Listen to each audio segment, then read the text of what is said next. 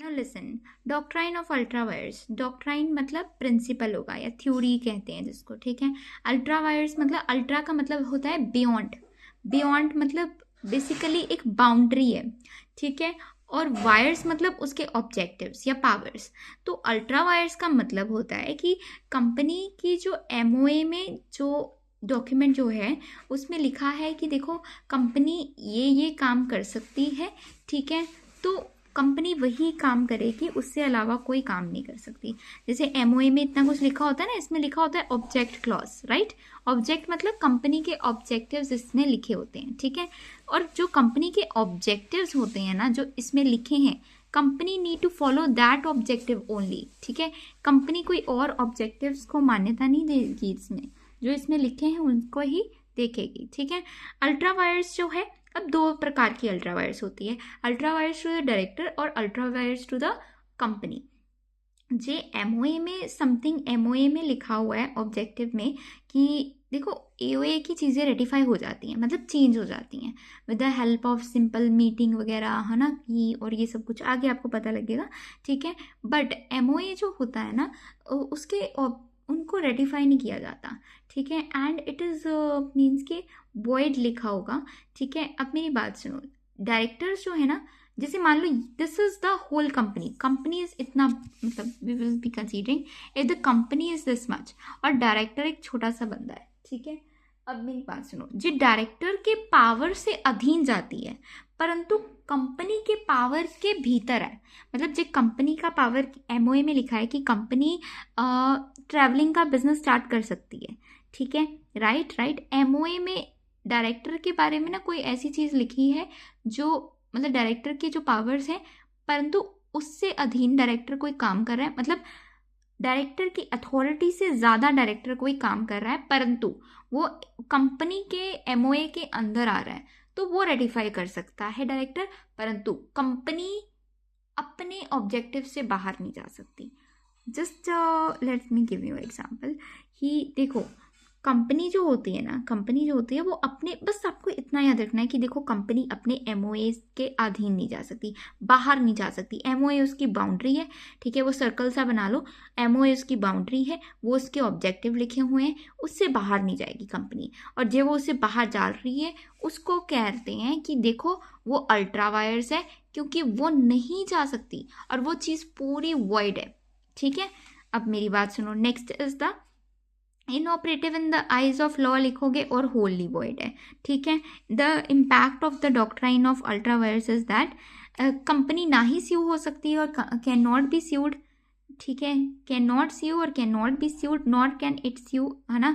बस ये सिंपल सी चीज़ याद रखनी है। इसमें एग्जाम्पल आ जाएगा अस्परी रेलवे कैरेज कंपनी वाला, ठीक है, एंड वर्सेस आयरन भी है ना इसमें, हाँ, carriage and iron company versus Riche वाली, ठीक है।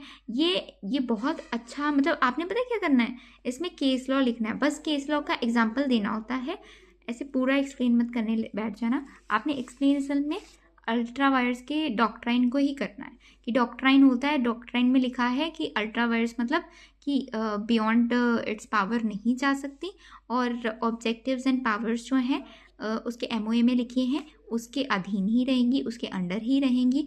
और is on the basis of ultra vires कोई कंपनी स्यू नहीं हो सकती and can not be sued, ठीक है। और जे वो ऐसे अल्ट्रा वायर्स का कोई भी चीज़ करती है वो वॉइड होती है, ठीक है। और like something else is inoperative in the eyes of law, ठीक है, मतलब हो नहीं सकता, ऐसा होना नहीं चाहिए। और इसमें फिर आपने केस लॉ लिख देना है, ठीक है, that is what you require to do. आगे आपके पास एओए की ही एग्जांपल है कि आर्टिकल ऑफ एसोसिएशन होता है, ठीक है, rules of the internal management AOA में लिखे होते हैं, ठीक है। अब इसमें सिंपल चीज़ें जो तुमने याद रखनी है ना, कंटेन रेगुलेशंस मतलब इंटरनल मैनेजमेंट के लिए, इनकल्जन ऑफ मैटर्स, इसमें जो भी मैटर्स इंक्लूड होंगे ना वो कहा जाए तो इसमें ना जो मैनेजमेंट क्या करेगी, है ना, जो इसके कंपनी के बीच में लोग हैं वो क्या क्या कर सकते हैं, उनकी इंटरनल मैनेजमेंट के लिए एओए बनता है, ये याद रखना। दिस इज़ व्हाट एओए का काम, ठीक है। आगे है कंटेन्स इंट्रेंचमेंट, 90% लिखा होगा, 90% से ज़्यादा वोटिंग होगी तभी ये काम होगा, उसको स्पेशल रेजोल्यूशन बोला है। ऑर्डिनरी तो 50% होता है, ठीक है। आगे है manner of conclusion of the entrenchment. अब इसमें है प्राइवेट कंपनी में ऑल मेंबर्स जाते हैं और पब्लिक में स्पेशल रेजोल्यूशन पास होती है, ठीक है। नोटिस टू द रजिस्ट्रार होता है, ठीक है, और इसमें नथिंग स्पेशल, ठीक है। अब इससे बात आ जाओ नेक्स्ट के ऊपर, doctrine of constructive notice. Doctrine होता है थ्योरी, कंस्ट्रक्टिव मतलब यूजफुल, एंड नॉट मतलब नोटिस मतलब नॉलेज, ठीक है। कि देखो ये तो नॉलेज होनी ही चाहिए, जे कोई जाना डील कर रहा है विद द कंपनी, मान लो मेरी ट्रैवलिंग का बिजनेस है, मेरे से कोई बंदा डील कर रहा है, he must be reading the AOA और द एमओए, दोनों चीज़ें उसको रीड करनी पड़ेगी, ठीक है। और फिर मुझे मेरे से कॉन्ट्रैक्ट करेगा, मतलब कोई भी एक्शन कर रहा है विद मी, लाइक कोई भी कॉन्ट्रैक्ट कर रहा है या कोई भी लाइक दिस थिंग हो रही है, ठीक है, तो विद माई कंपनी, है ना। तो उस ये प्रिज्यूम किया जाता है, ये मान लिया जाता है, डीम्ड है कि उसने ये मेरे जो डॉक्यूमेंट है एमओए एओए, है ना, वो तो एक थोड़ी सी फीस देंगे तो आपको मिल जाएंगे, पब्लिकली अवेलेबल हैं, ठीक है। तो ये माना जाता है कि वो आपने पढ़े हुए हैं, then only you are coming in contract with our company, right. Okay, that is what this whole says about, ठीक है। अब इसका ही एक एक्सेप्शन लिमिटेशन मान के चले कि doctrine of indoor management. Doctrine of indoor management क्या होता है कि protect outsiders from the company, जो आउटसाइडर्स होते हैं ना, मतलब जो कंपनी के बाहर वाले लोग हैं, उनको प्रोटेक्ट करता है ये इंडोर मैनेजमेंट का सिस्टम। हमारे पास कंस्ट्रक्टिव नोटिस तो ये कहता है ना कि देखो हमारी कंपनी है, तुम हमसे डील कर रहे हो, ठीक है, तुम हमसे डील कर रहे हो, तो you must be knowing about our MOA AOA, ठीक है। और उससे पहले हमारे पास जो अल्ट्रा वायर्स था वो कहता था कि कंपनी अपने रूल्स मतलब जो ऑब्जेक्टिव्स हैं उससे बाहर नहीं जा सकती, उससे बाहर नहीं जा सकती, और जो जा रही है इट इज़ टोटली वॉइड, ठीक है। तो डॉक्ट्राइन ऑफ इंडोर मैनेजमेंट जो आउटसाइडर्स हैं उनको कंपनी से बचाते हैं, ठीक है। इसमें आपके पास केस लॉ याद रखना है, एक सिंपल सा केस लॉ का नाम याद रखना है, that is Royal British Bank versus Turquand, और इसको टर्कुलेंट रूल भी बोलते हैं, ठीक है। डन। अब आपने ये सब कुछ समझने बैठोगे तो तुम्हारे लिए बहुत ही प्रॉब्लम हो जाएगी, तुमने बस केस लॉ याद रखना है। अब मेरी बात सुनो, ये एओए एमओए ना, अब इसमें पता क्या हुआ था, चलो एक छोटा सा ना एक कहानी बताती हूँ। सो बेसिकली वो इस इंडोर मैनेजमेंट में ये कहता है कि देखो हम ये मान के प्रिज्यूम करके चलेंगे, हमने आपका एमओए पढ़ा, अच्छा एओए पढ़ा, राइट, मैंने सब कुछ पढ़ा है तुम्हारे साथ, है ना। मतलब कंस्ट्रक्टिव नोटिस कहता है ना, जैसे मैंने जो तुमने कहा, मैंने ये तुम प्रिज्यूम कर रहे हो, मैंने भी पढ़ा है, विदाउट मतलब this I haven't come into contract, मैं इसको पढ़ के ही कॉन्ट्रैक्ट में आ रही हूँ, ठीक है।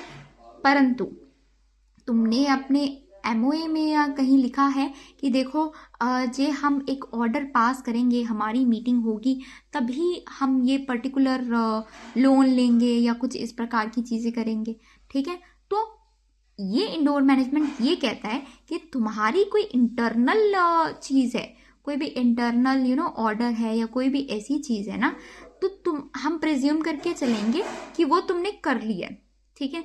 कोई भी इंटरनल, पता क्या क्या इसको बोलते हैं, फॉर्मेलिटीज, इंटरनल फॉर्मेलिटीज जो भी हैं वो तुमने कर ली है, ठीक है।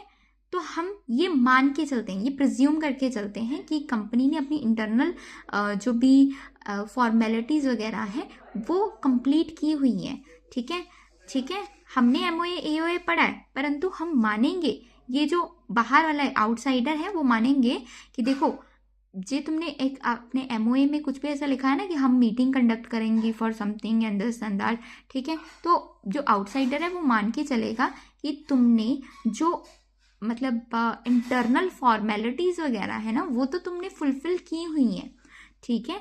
अब ये तो मान गया, चलो ठीक है, ये मान गया। आगे इसकी कुछ एक्सेप्शंस होती हैं, अब एक्सेप्शंस का मतलब कि ये चीज़ें वैलिड नहीं रहेंगी। मतलब देखो एक्चुअली या कंस्ट्रक्टिव नॉलेज है आपको, ठीक है, आपको नॉलेज ऑफ इरेगुलरिटी है कि आपको लगता है कोई गड़बड़ी है, आपको या तो असल में पता है गड़बड़ी है या यू आर हैविंग अ मतलब सस्पिक्शन है, मतलब आपको ना सर, मतलब यू हैव अ डाउट है आपको कि देखो इरेगुलरिटी है, ठीक है। अब इसमें क्या होता है, आपको इसमें भी केस लॉ याद रखना है कि देखो hovered versus patent Ivory manufacturing company, इसमें उन्होंने अपने आप को डिबेंचर्स इशू कर दिए थे, उनको तो पता था ना, तो अब इसमें इनको कोई भी फायदा नहीं मिलेगा, ठीक है, डायरेक्टर्स को, ठीक है, क्योंकि उनको पता था, पहले से ही नॉलेज थी, ठीक है। अब यहाँ पे क्या है, हमें कुछ जैसे शक हो रहा है, ठीक है, तो हम यहाँ पे पता क्या हुआ था, आनंद बिहारी लाल वर्सेस दिनशो कंपनी में ऐसा हुआ था कि आनंद बिहारी लाल जो था एक अकाउंटेंट था एक कंपनी का, और वो एक पर्टिकुलर कंपनी के बिहाफ पे कोई प्रॉपर्टी बेचने आया था दिनशो कंपनी को, और दिनशो कंपनी जो है वो कहते हैं मतलब इसमें कि देखो जी आपको लगता है कि समथिंग, अब ऐसे कोई अकाउंटेंट तो नहीं बेच सकता कंपनी की प्रॉपर्टी, बेचेगा कौन, जो कंपनी है वो खुद, उनके लोग बेचेंगे, जो मेन लोग हैं, अकाउंटेंट को थोड़ी ना बेचेंगे, है ना। अब मेरी बात सुनो, जो आपको जो ऐसा लगता है तो आप पहले एकदम चेक करें, वो कहते हैं जितना आप रीजनेबल अपॉर्चुनिटीज़ मिलती हैं तो उसमें चेक करें, और मतलब ट्राई करें टू चेक, ठीक है, if you have any information या तुम्हें ऐसा लगता है कि समथिंग इज़ गोइंग ऑफ, ठीक है, तो वो तुम्हें ये चीज़ चेक करनी होगी, इग्नोर नहीं करना, वो कह रहे हैं निग्लिजेंस नहीं होनी चाहिए, जो तुम निग्लेक्ट करते हो और तुम्हें पता भी है या तुम्हें असल में पता है तुम निग्लेक्ट करते हैं या कुछ भी ऐसा होता है, तो वो इंडोर मैनेजमेंट के अंदर तुम अपने आप को साबित नहीं कर पाओगे फिर, ठीक है, तुम्हें फिर फ़ायदा नहीं मिलेगा इसका। फॉर्जरी क्या होती है, फॉर्जरी मतलब झूठे डॉक्यूमेंट, इसमें क्या होता है, शेयर या डिबेंचर के झूठे डॉक्यूमेंट कहते हैं कि लॉ उसे कहेगा कि देखो ये तो फेक है, अब फेक डॉक्यूमेंट बना ही लेते हैं लोग, तो वो कहता है कि देखो फेक डॉक्यूमेंट नहीं चलेंगे, असल के डॉक्यूमेंट, इसमें Ruben versus Great Fingall consolidation या कंसोलिडेटेड आई गेस लिमिटेड करके था कुछ, ठीक है, वो कहते हैं कि देखो ये नल होगा, हम इसे नहीं मानेंगे, फॉर्जरी के डॉक्यूमेंट्स को नहीं माना जाएगा, ठीक है, simple. And this is where our chapter complete, ठीक है। तो हमने इस पर्टिकुलर यूनिट में क्या पढ़ा, जो मतलब पार्ट में, कि हमने एमओए की अल्ट्रा वायर्स के बारे में पढ़ा कि वो अपने ऑब्जेक्टिव्स के बियॉन्ड नहीं जा सकती कंपनी, ठीक है। आगे आर्टिकल ऑफ एसोसिएशन जो है वो क्या होता है, मतलब रूल फॉर इंटरनल मैनेजमेंट होता है, सिंपल।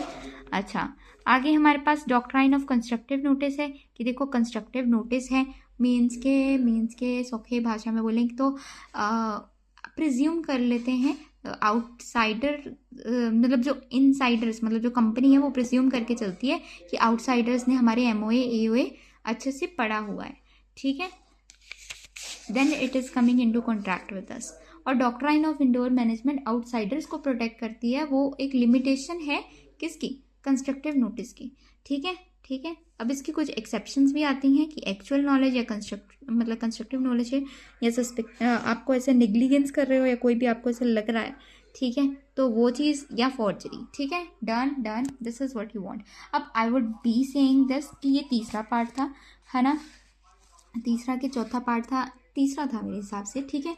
अब listen to me very carefully कि आप एक बार चैप्टर पढ़ना, फिर जो हमारी after this video and all you need to read a chapter once, एक है ना, एक बार पढ़ लेना, ठीक है, थॉरोली।